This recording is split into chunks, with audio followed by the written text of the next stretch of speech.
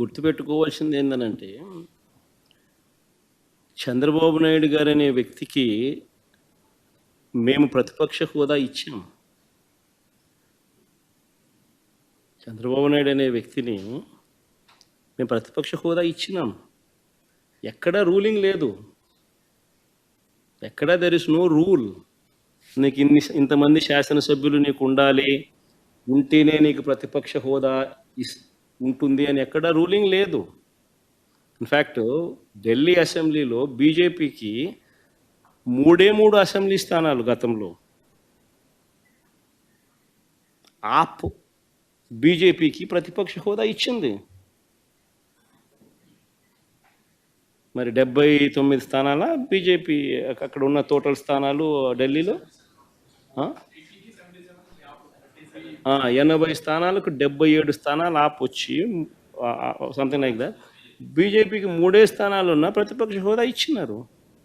Similarly మేము కూడా తెలుగుదేశం పార్టీకి కూడా 5 మంది శాసనసభ్యులు తెలుగుదేశం పార్టీ నుంచి పక్కన కూర్చుంటామన్నారు.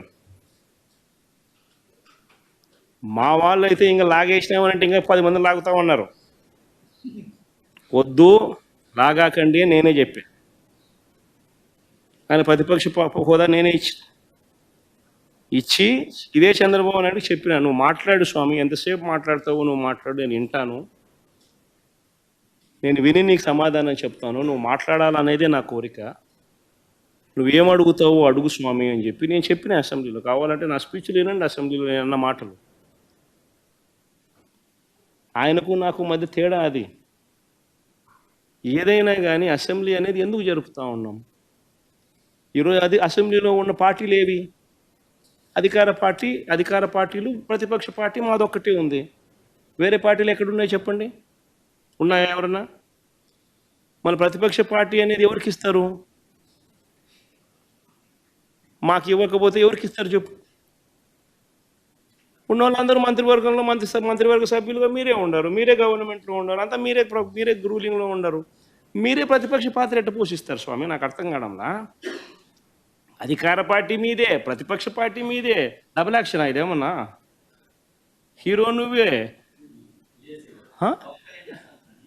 అదే నేను చెప్పేది స్వామి, 2 పాత్రలు డబుల్ యాక్షన్. ఒక పక్క నువ్వే కొడతానంటే ఈ పక్క నేనే కొడతానంటే ఎట్లా కుదురుతుంది స్వామి? అది ఉండేది ఈరోజు అసెంబ్లీలో 2 పార్టీలు ఉన్నాయి.